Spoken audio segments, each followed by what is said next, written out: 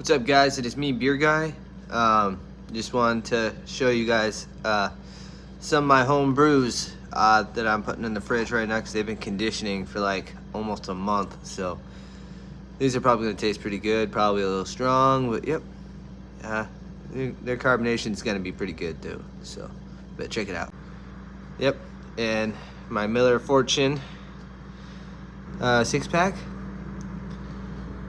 Mind you, that beer used to be was a 6.9%. A spirited golden lager, undistilled finish smooth. That's what that beer was. And then Miller decided to get rid of it.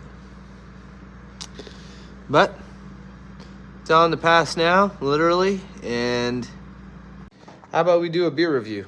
I think that'd be fun, right? All right, let's go. All right, guys, we are back for the beer of the day. Sorry, I was cleaning the table, getting all that flour off. So the bar table actually looks way better now. It's actually all cleaned up. And the beer of the day is Must Be the Honey Blonde Ale brewed with honey. It is made by the Belching Beaver Brewery. And I know some of my subscribers actually like the Belching Beaver.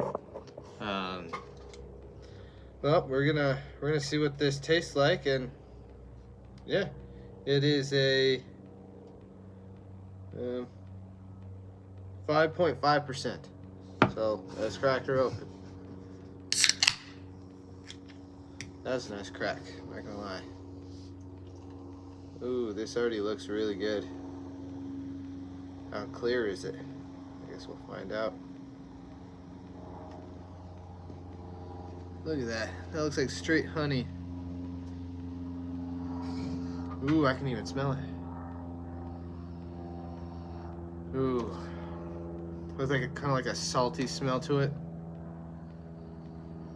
But then you get notes of sweetness and kind of like a fruity kind of smell. Now you got the honey. I hate getting messages on here because I can. Sorry about that. I had gotten a message and I tried getting rid of it and it signed me out and signed the message in. So yeah, there will be a second part to this. Don't worry, I got you guys. Beer Guys always got you. So this is the Belching Beaver Must Be the Honey Blonde Ale. Actually smells pretty good. I'll give you more information